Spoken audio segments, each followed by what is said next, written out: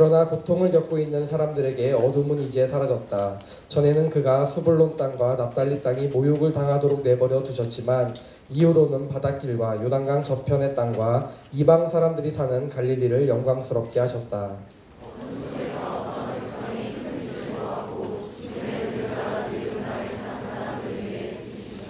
주께서 이 백성을 번성케 하셨고 기쁨을 키워 주셨습니다.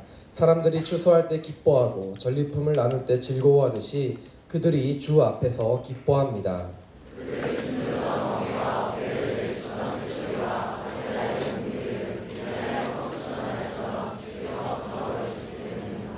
쿵쿵거리며 짓밟았던 모든 군화와 피범벅이 된 모든 군복이 땔감으로 불에 타 사라졌기 때문입니다.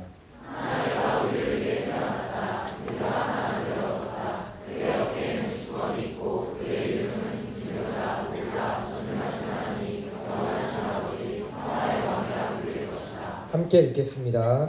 그분의 넘치는 주권과 평화는 다윗의 보좌와 그의 왕국 위에 끝없이 펼쳐질 것이다. 지금부터 영원히 공평과 정의로 그것을 견고히 세우실 것이다. 만국의 그것을 이루실 것이다. 아멘. 원유경 목사님 나오셔서 말씀 전해주시겠습니다. 네, 오늘도 우리 예배받기 합당하신 주님, 우리 인생의 가장 좋은 친구가 되시고 우리 모든 것 되시는 주님 앞에 감사와 찬양의 큰 박수를 올려드리며 나아가겠습니다. 오늘 우리 가운데 새 생명과 새로운 기쁨, 새로운 영광으로 기름 부으신 주님의 이름을 찬양합니다. 할렐루야.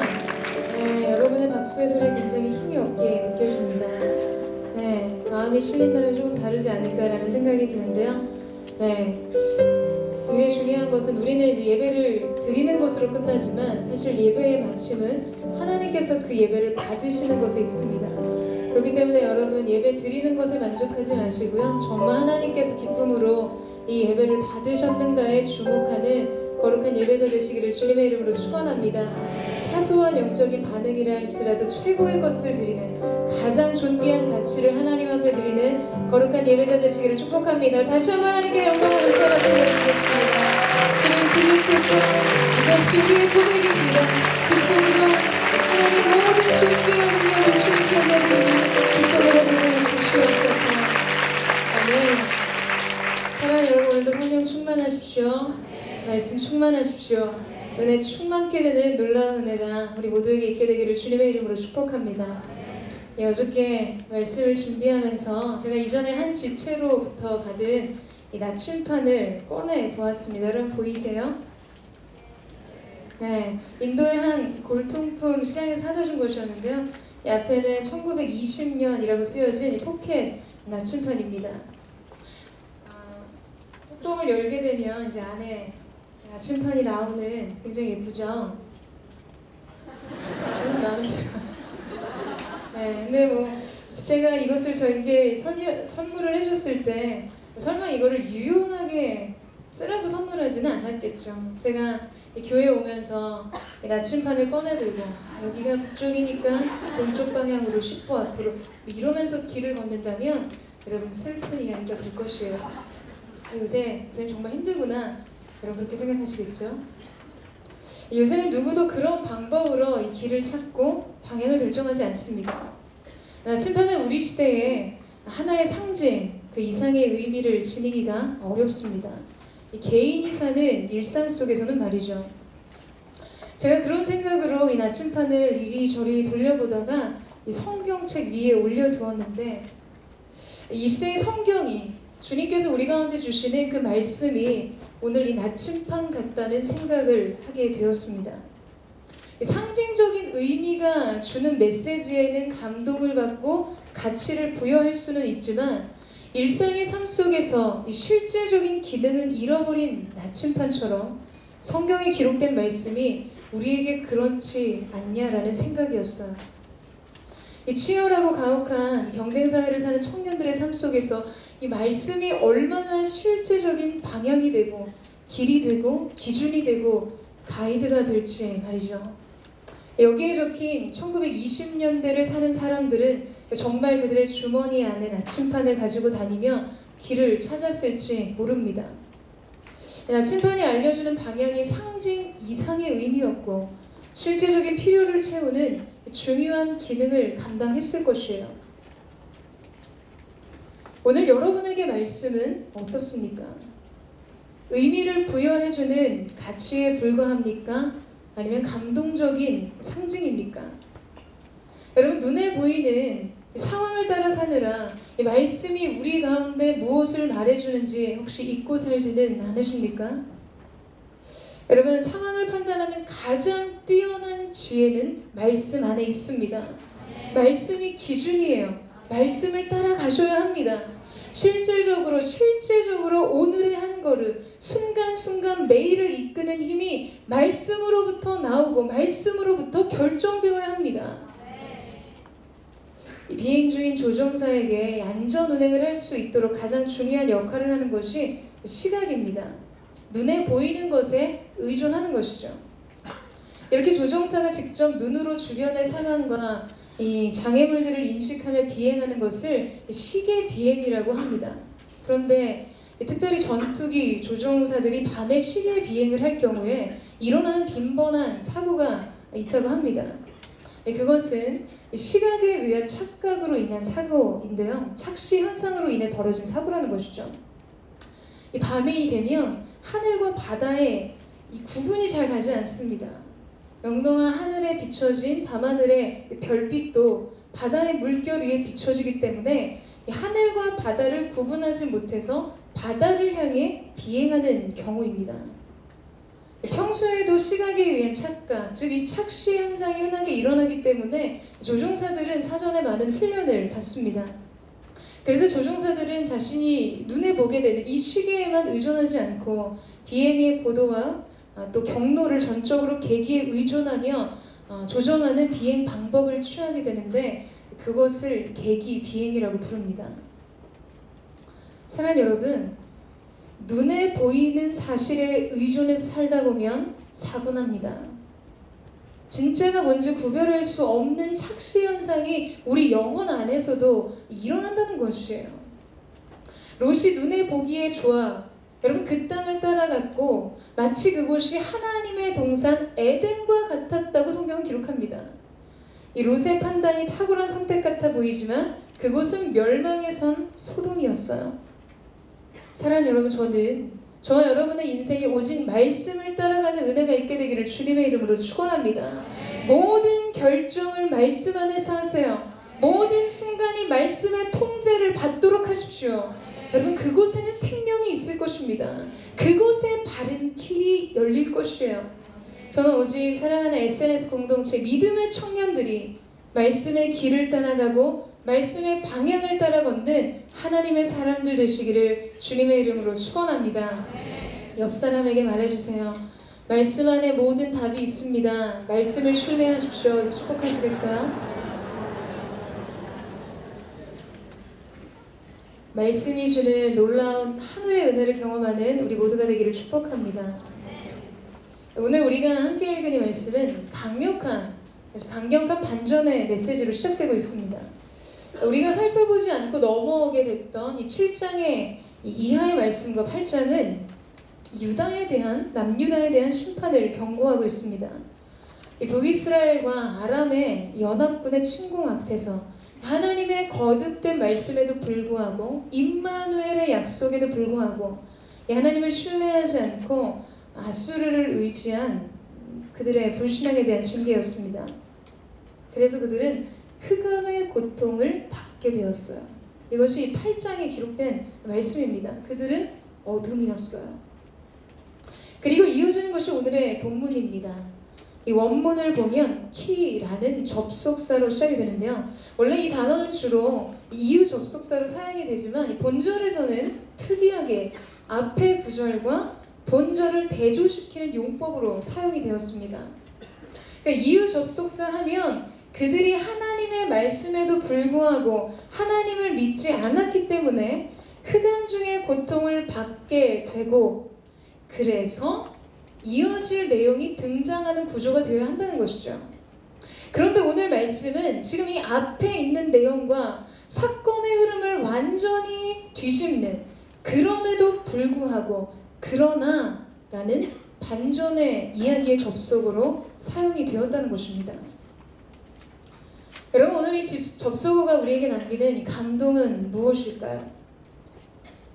우리의 인생의 마디마디마다 그러나의 사랑, 그럼에도 불구하고 주신 은혜가 아니었다면 여러분, 오늘의 우리의 존재는 있을 수 없다는 사실입니다. 하나님의 은혜와 긍휼의 의지가 이 모든 것을 뒤바꾸셨어요. 여러분, 은혜란 무엇입니까? 은혜란 결코 우리가 받을 수 없는 존귀한 것을 값없이 거저받은 것입니다. 그렇다면 긍휼이란 무엇인가?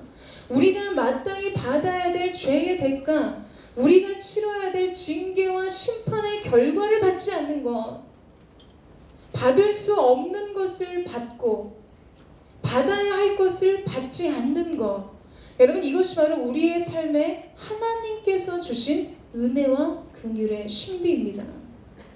그렇기 때문에 하나님의 사랑이 우리에게는 복음인 것이에요. 여러분, 생명인 것입니다. 오늘 이 은혜와 긍휼이 하나로 응집된 하나님의 열심이 선언하고 있는 내용을 보세요. 그러나 고통을 겪고 있는 사람들에게 어둠은 이제 사라졌다. 멸시받던 자들이 영화롭게 되었다. 어둠 속에서 걷던 백성이 큰 빛을 보았고 죽음의 그림자가 드리운 땅에 사는 사람들 위해 빛이 비춰졌다. 여러분, 우리의 인생 속에 어둠은 언제나 결과로 주어집니다. 어둠은 이유가 아니라 결과예요. 죄의 결과, 연약함의 결과, 하나님과의 관계 단절의 결과, 거짓의 결과, 불순종의 결과, 우리 인생의 총체적인 선의 개념과 반대되는 일들이 선행되고 그것에 대한 결과로 주어지는 것이 어둠이라는 것입니다. 쉽게 말해 지금 여러분 일부처럼 표정이 어두워요. 뭔가 좋지 않은 일이 있기 때문이죠. 삶이 칠흑같이 어둡다? 여러분, 고통스러운 삶의 형편 때문에 드리워진 그림자, 그늘입니다.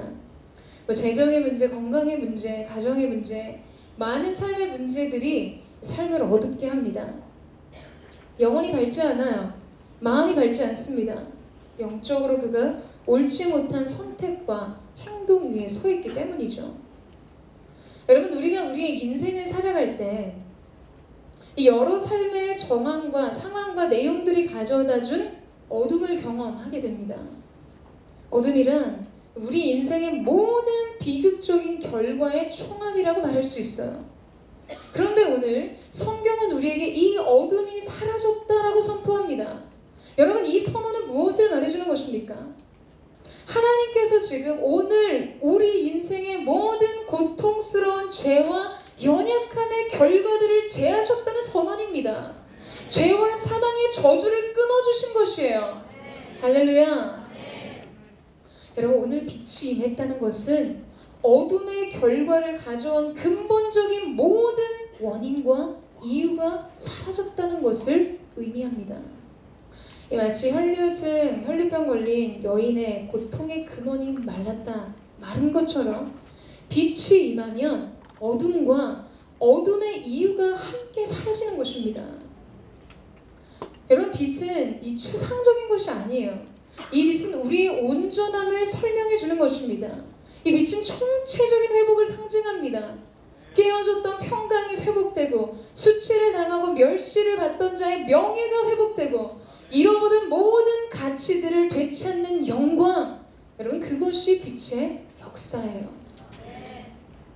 이 말씀을 자세히 보면 어둠은 이제 사라졌다, 영광스럽게 하셨다, 영화롭게 하셨다, 지금 이 동사들은 미래에 성취될 일들을 묘사하는 동사인데 완료형으로 쓰였습니다.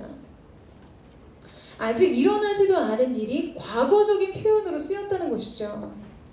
과거에 끝난 일을 지칭하는 것이 아니라 예언적인 완료로서 미래에 있는 일이지만 그 성취가 너무나 확실한 것임을 강조하기 위해서 지금 이 표현을 썼다는 것이에요. 마치 과거에 이미 일어난 일처럼 아무도 부정할 수 없을 만큼 확실하게 일어날 미래의 일들을 선포하고 말하고 있는 것입니다. 여러분, 이 믿음으로 받으십시오. 저는 이 시간 선포합니다. 오늘 여러분의 인생의 모든 고통과 죄의 연약함으로 갖고 있는 모든 인생의 어두움은 떠나갔음을 선포합니다.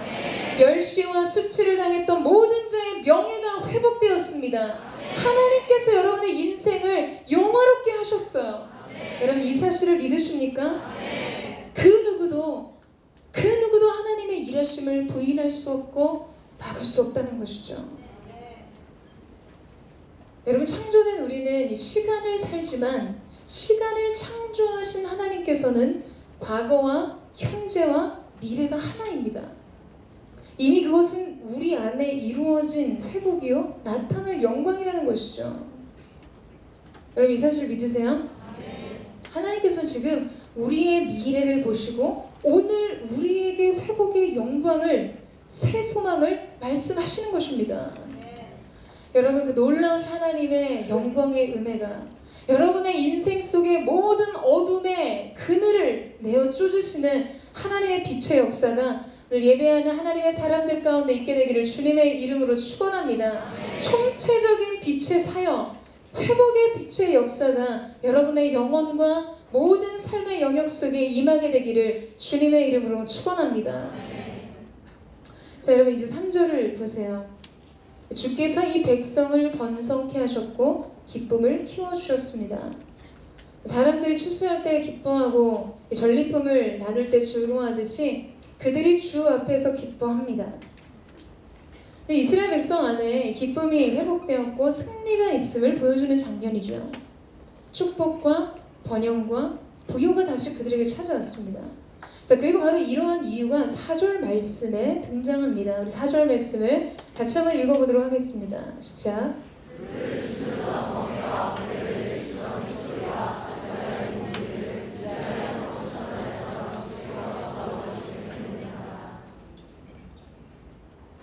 여러분 이러한 이 기쁨과 승리와 축복과 풍요가 주어진 것은 그들을 짓누르던 멍에와 그들을 치던 압제자의 이 몽둥이를 하나님께서 부숴버렸기 때문이다. 성경 그렇게 얘기해주고 있어요. 여기에 기록되고 있는 멍에, 막대기, 채찍 이런 것들은 죄와 또 인생이 남기는 고통을 상징하죠. 그런데 성경은 여기 한 가지 단서를 덧붙입니다. 바로 미디안을 꺾으셨던 날처럼 그날처럼 일하셨다는 것이에요. 여기서 미디안의 날이란 사사 시대의 기드온을 통해서 이스라엘을 미디안의 압제로부터 구원하신 사건을 의미합니다. 사사로 세움받은 기드온을 이 미디안과의 전쟁을 위해서 군사들을 선발하게 되죠. 그런데 이 기드온이 소집한 32,000명의 군사 중에 하나님께서 의도적으로 대부분의 사람들을 돌려보내시고 300명만을 선발하셨어요. 여러분 사실 인간적으로 납득하기 참 어려운 일입니다. 성경은 당시 미디안 군대에 대해서 이렇게 기록해요. 메뚜기의 많은 수와 같고 그들의 나타의 수가 많아서 마치 해변의 모래와 같은지라 이렇게 묘사하고 있습니다. 자 여러분 이러한 사실에 비추어 본다면 한 명이 아쉬운 마당인 거예요. 네? 모래와 같이 허다한 무리가 지금 미디안의 군대 수였습니다. 한 사람이라도 더 선발해서 이 전쟁에 참여시켜도 모자랄 판에 그 많은 군사들을 돌려보내시고 오직 300인을 남기십니다. 자 여러분 여기서 이 300의 숫자가 의미하는 것은 무엇일까요? 어떤 것이 떠오르세요? 스파르타가 떠오르십니까? 여러분 이것은 이스라엘이 미디안에게서 구원을 얻는 것이 결코 결단코 그들의 노력의 결과가 아닌 전적인 하나님의 은혜, 저항할 수 없는 하나님의 역사임을 말해주는 것이에요. 결코 그들로부터는 시작될 수 없는 하나님의 일이었음을 아주 극대화해서 보여주기 위해 설정된 상황이라는 것이죠. 여러분 우리는 이 사실을 기억해야 합니다. 구원은 하나님께 있다는 것이에요. 모든 회복의 능력은 하나님으로부터 시작됩니다. 우리의 삶에 새날이 임하고 새 길이 열리고 자유와 기쁨으로의 새로운 비상은 오직 하나님께서 하신 일에 의존되어 있다는 것이죠.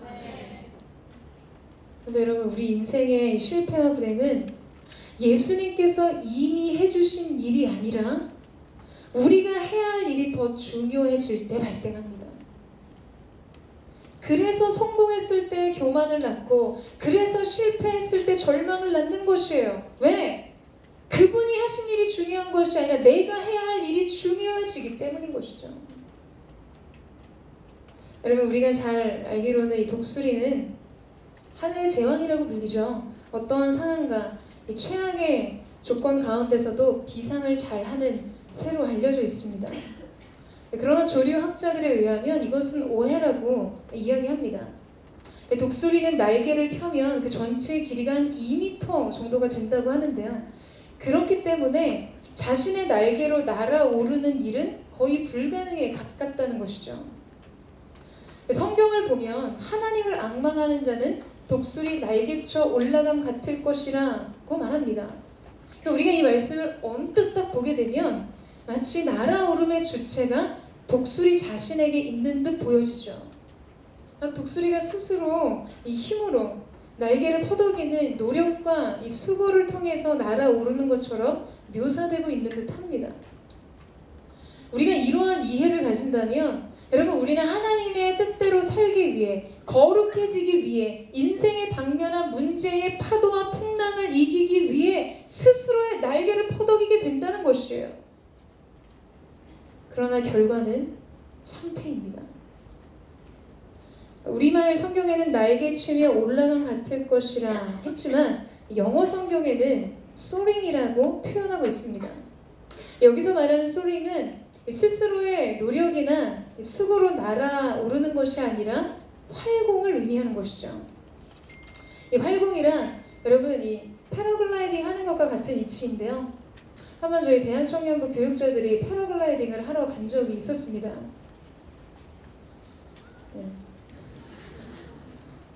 그날의 기상은 단 한 가지 사실이 좌우합니다. 뭘까요? 바람이 어떻게 부는가. 여러분, 글라이딩을 하는 사람은 어떤 엔진의 동력이나 스스로의 힘으로 날아오르지 않죠. 오직 바람과 기류를 이용합니다. 바람의 힘으로 날아오르는 것이에요. 이때 사용하는 단어가 soaring입니다. 여러분, 독수리는 본능적으로 이 비밀을 알고 있어요. 자신이 스스로의 힘으로는 날아오를 수 없다는 것을 압니다.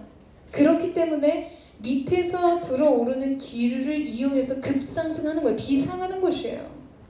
그래서 여러분, 독수리가 날아오르는 장면을 자세히 보면 독수리는 날개를 퍼덕이지 않습니다. 동물의 왕국 정도는 다 보셨잖아요. 여러분, 긴 날개를 좌우로 활짝 펴고 정말 정지 화면 같아 보이는 가만히 있는 모습을 쉽게 볼 수 있죠. 바람이 날개를 밀어 높이 올려 높은 곳을 날아오르게 하는 것입니다. 사랑하는 여러분, 하나님께서 하시는 것이에요. 하나님께서 하시는 것입니다. 여러분, 우리의 존재는 독수리처럼 스스로 날 수 없습니다. 우리의 영혼에 있어서 가장 중요한 가치들은 모두 받는 것, 얻는 것으로 표현되어 있어요. 수동태라는 거예요. 구원을 받고 은혜를 받고 자비와 긍휼을 얻습니다. 자유를 얻어요. 우리의 존재는 오직 하나님께서 일으키시는 은혜의 바람, 성령의 바람, 부흥의 바람, 여러분, 그 하나님께서 일으키시는 바람이 있어야 비상할 수 있는 것입니다. 생기가 사방에서 불어와 다시 살게 하는 그 바람 말입니다. 그런데 우리의 고질적인 문제는 스스로 무언가를 잘 하려는 데 있습니다. 스스로의 결단과 노력으로 하나님께서 요구하시는 삶을 살 수 있다고 믿어요. 마치 참새처럼 말이죠. 여러분, 참새는 100% 자력으로 움직입니다. 오직 자신의 날개짓으로 난다는 이야기예요. 그래서 이 비가 오거나 바람이 불면 참새는 절대로 높이 날지 못합니다. 폭풍이 치고 태풍이 불면 꼼짝하지 못해요. 그런데 반면에 독수리는 비바람이 불거나 태풍이 오면 훨씬 더 잘 날아오릅니다. 더 높이, 더 빨리 비상할 수 있어요. 활공을 사용하기 때문이죠. 여러분, 사단은 끊임없이 우리가 스스로 날개짓을 해서 날아올라야 한다고 우리를 교란시킵니다. 우리가 이 영적인 싸움에서 우리가 승리하는 일체의 비결은 무엇인가? 오직 하나님을 바라보고 그분께 의지하는 것이에요. 사랑하는 여러분, 오직 예수님께서 이루신 그 일들에 의존하세요. 그분이 이루신 일에 기대어 서십시오. 모든 것이 전적인 은혜, 모든 것이 저항할 수 없는 그분의 사랑으로 인해 가능한 것임을 믿고 의지하고 의뢰하세요. 여러분, 저는 저와 여러분의 청춘을 하나님께서 독수리와 같이 새롭게 하실 때, 시편 기자의 고백이죠. 나의 청춘으로 독수리같이 새롭게 하시는도다. 여러분, 그렇게 하나님께서 저와 여러분의 청춘을 독수리같이 새롭게 하실 때 기억하십시오. 그것이 오직 그분이 일으키시는 바람, 성령의 바람, 부흥의 바람, 은혜의 바람, 구원의 바람으로 가능케 된 것이며, 여러분, 그 믿음 안에서 하나님이 일으키시는 그 바람을 타고 영적인 비상을 이루는 거룩한 하나님의 사람들 되시기를 주님의 이름으로 축원합니다. 우리 옆 사람과 한번 축복의 고백을 나눴으면 좋겠는데요. 영적으로 활공하십시오. 이렇게 한번 축복하시겠어요? 성령의 바람을 타십시오. 이렇게 축복하시죠. 여러분, 믿음대로 될 줄로 믿습니다. 믿는 자에게 하나님께서 그 일을 행하실 줄로 믿습니다. 자, 이제 6절 말씀을 같이 한번 읽어보도록 하겠습니다. 6절 말씀을 같이 읽겠습니다. 시작.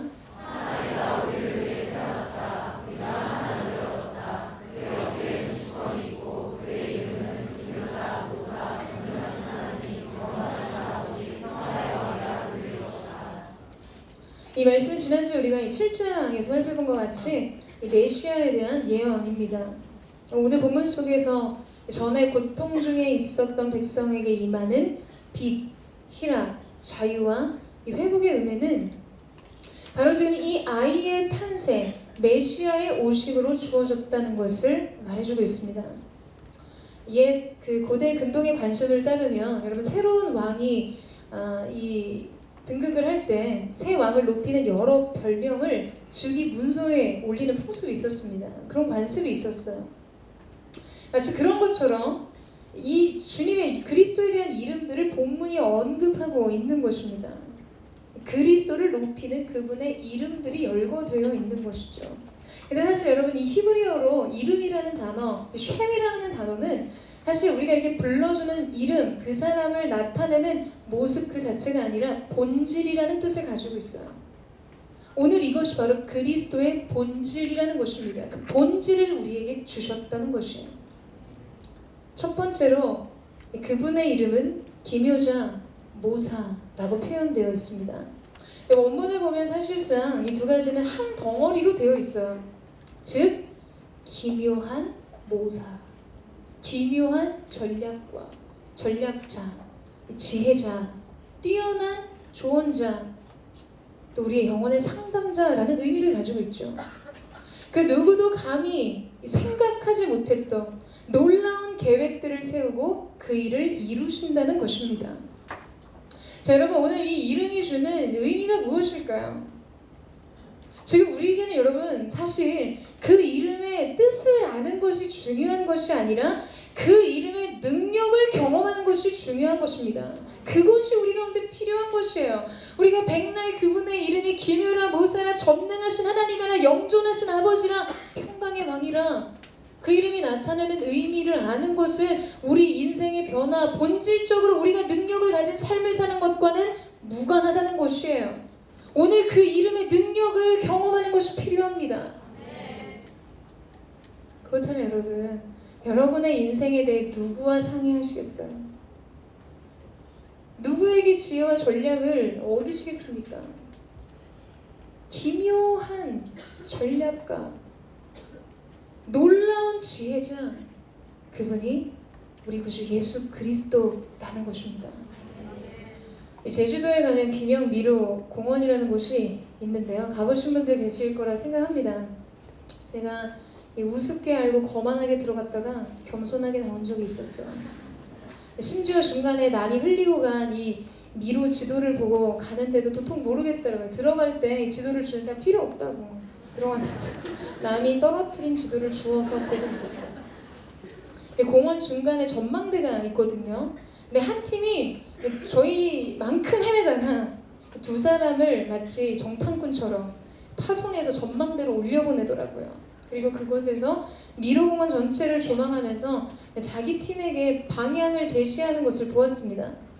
제가 그것을 귀동냥으로 옆에 듣다가 지금 그 팀이 있는 위치와 전망대에 사람이 말해주는 방향 지시를 듣고 저도 팁을 얻어서 다시 방향을 잡고 나왔어요. 그러나 그 두 명의 정탐꾼은 어떻게 그 길을 나왔는지 알 수 없어요. 그래서 10분이면 나올 줄 알았는데 1시간 가까이 헤매고서는 야 진짜 대체 이런 걸 왜 만든 건지 이게 무슨 관광이냐 하는 이런 생각이 들었지만 또한 중요한 교훈을 얻었습니다. 성실하게 살아도 비전과 방향을 잃어버리면 성실한 방황일 뿐이다. 여러분 저 나름 자존심이 있어서 엄청 열심히 길을 찾았습니다. 같이 간 사람들에게 무슨 10분이면 된다고 얘기했는데 시간이 길어질수록 더 열심히 찾았어요. 그런데 열심히 하는 것, 성실하게 하는 것이 결실이 되지 않을 때가 있다는 것을 알았어요. 방향을 잃어버린다면 말이죠. 알지 못하는 길 위에서 잘못된 방향으로 열심히 성실하게 최선을 다한다? 여러분 그것은 그저 성실한 방황일 뿐이라는 것입니다. 우리 인생의 길을 아시고 우리의 인생의 날수를 알고 계신 분께 물어야 해요. 이 길이 맞는지, 이 방향이 맞는지, 이 뜻이 맞는지를 물어야 합니다. 여러분 우리가 미로 안에 있으면 손에 지도를 들고도 길이 보이지 않을 때가 있어요.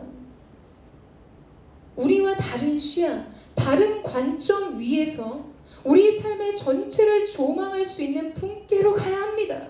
그분께 물어야 돼요. 그분께 들어야 합니다.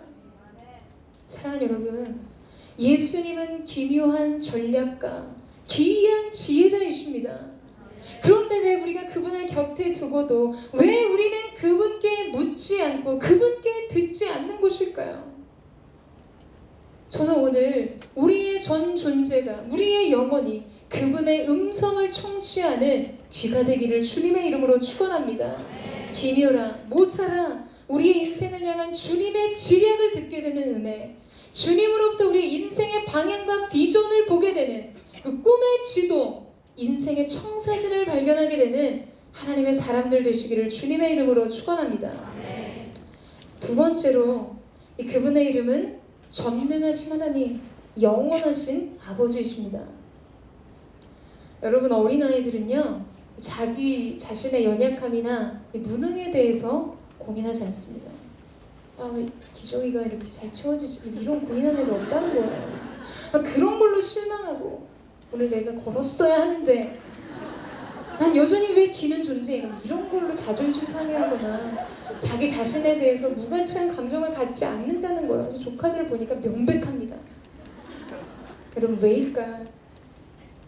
자신을 케어해주는 부모의 능력에 절대적으로 의존되어 있기 때문입니다. 내가 좀 못해도 괜찮아요. 부모가 알아서 해주기 때문이죠. 그런데 문제는 언제부터 시작됩니까? 자의식이 생기고 성장하면서 이 부모의 도움과 부모의 능력, 부모의 관여와 개입으로부터 점차 분리되기 시작할 때 발생합니다. 고스란히 자기 힘, 자기 판단, 자기 능력으로 서야 하기 때문이죠. 거기서부터 한계가 발생하고 부족에 대한 인식이 생기고 자기 가치를 증명하기 위해 싸우기 시작합니다. 아니 그렇다면 목사님 지금 우리가 하나님 앞에서 평생 어린아이로 살란 말입니까? 여러분 오해하지 마세요. 여기서 말한 어린아이의 의미는 성장이 멈춰버린 상태를 의미하는 것이 아니라 절대적으로 의존된 존재를 의미하는 것입니다. 저는 정말 이 영적인 성장이 육신의 성장과는 반대된다고 생각합니다. 여러분 우리의 인격과 육체는 성장할수록 독립적이어지지만 우리의 영혼은 영적으로 성장할수록 더욱더 의존적이어집니다. 하나님 아버지께 대하여 말이죠. 의존하는 성장이라는 것이에요.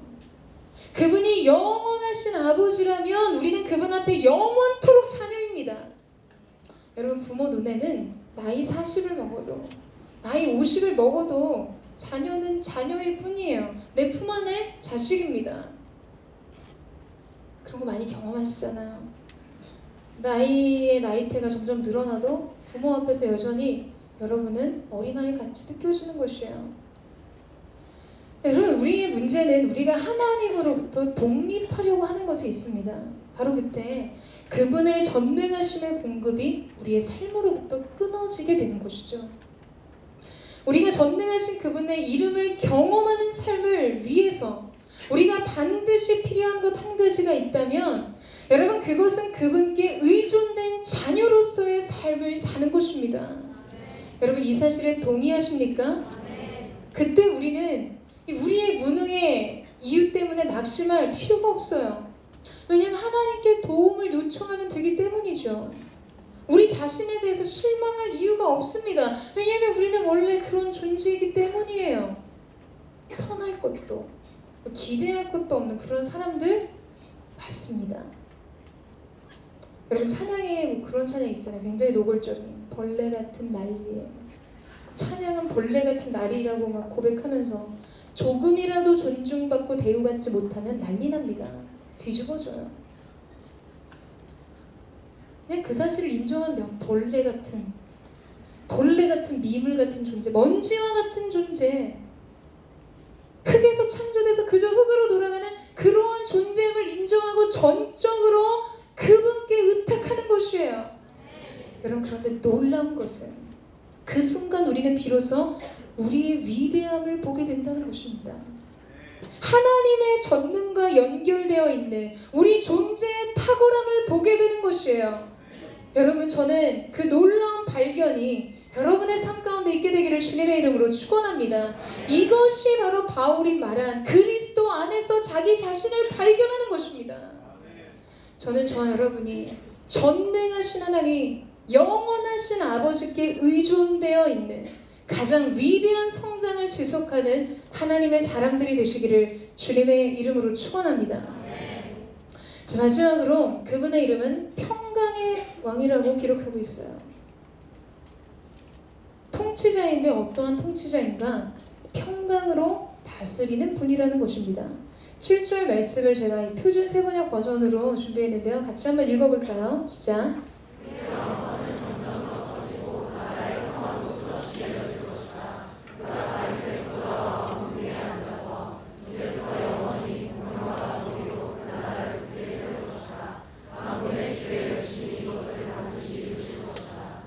여러분, 주목하세요. 지금 여기 굉장히 중요한 말씀이 있습니다. 그의 왕권이 커질수록 나라의 평화도 끝없이 이어진다는 것이죠. 무슨 말입니까? 하나님의 통치만큼의 평강이라는 것이에요. 하나님의 다스리심만큼의 평화가 임한다는 것입니다. 자, 그렇기 때문에 그분의 통치가 확장되면 확장될수록 그분이 우리의 삶의 영역 속에 더 많이 개입하시고 관여하시면 하실수록 우리가 누리는 평강이 확장된다는 것입니다. 여러분, 우리가 대부분 기대하는 것은 고통으로부터의 자유, 슬픔으로부터의 자유, 상실로부터의 자유를 원합니다. 그렇기 때문에 우리가 절망하고 낙심하는 것은 우리가 가진 신앙으로 이 인생에 뒤섞여 있는 이러한 고통과 슬픔, 상실의 문제가 완전히 사라질 수는 없다는 것이에요. 그것과 분리된 채 살아갈 수 없다는 것이죠. 그런 고통은 고통이고 슬픔은 슬픔인가? 그렇지 않습니다. 오늘 하나님께서 주신 이 평강의 통치는 무엇인가? 여러분, 그것은 고통 속의 자유, 슬픔 속의 자유, 상실 속의 자유를 누리는 것입니다. 때로 여전히 우리의 삶의 한 부분으로 우리가 우리 인생의 문제를 끌어안고 갈 수밖에 없을지라도 주님께서 오늘 우리 가운데 임하셔서 우리를 다스리시고 사로잡으시면 여러분 그 모든 고통의 영역 안에서조차 자유를 누리고 그 모든 슬픔의 이유들 속에서도 기쁨을 누리고 그 모든 상실의 이유 속에서도 평강을 누릴 수 있다는 것입니다. 여러분 이 사실을 믿으세요? 사랑하는 여러분, 주님의 통치를 받는 만큼 우리는 평강을 누릴 수 있어요. 주님이 우리를 다스리시는 만큼 우리는 평안을 얻을 수 있습니다. 주님께 다 드리세요. 인생의 그 무엇이라 할지라도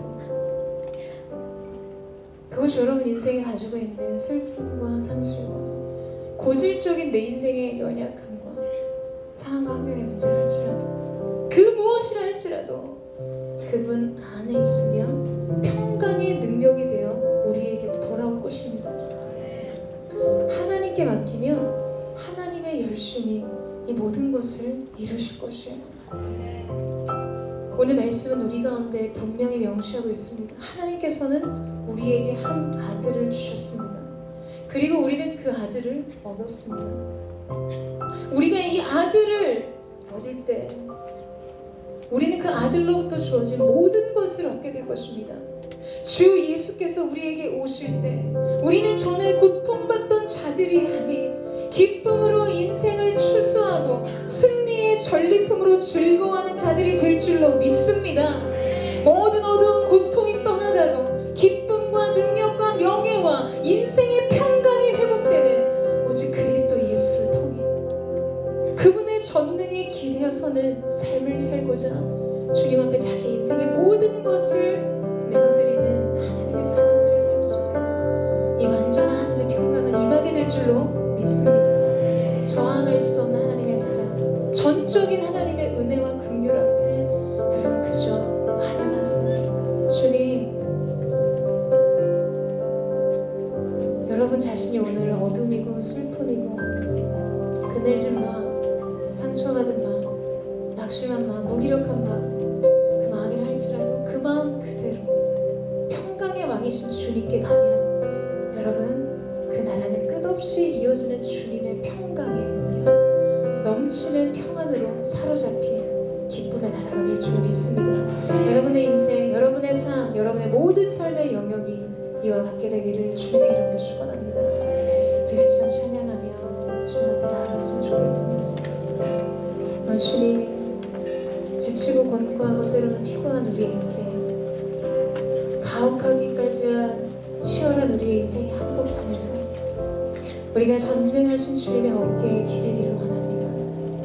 전적으로 우리 인생의 그 모든 것을 주님 손에 드리기를 원합니다. 주님이 우리를 다스리실 때 말할 수 없는 하늘의 평강이 우리 가운데 강물처럼 흘러들고 생명의 그물, 치유의 강, 회복의 강, 기쁨의 강이 될 줄 믿사오니 주님이 역사하여 주시고 오늘 거룩한 하나님의 사람들의 심령을 주님의 전능의 손으로 붙들어 주시옵소서.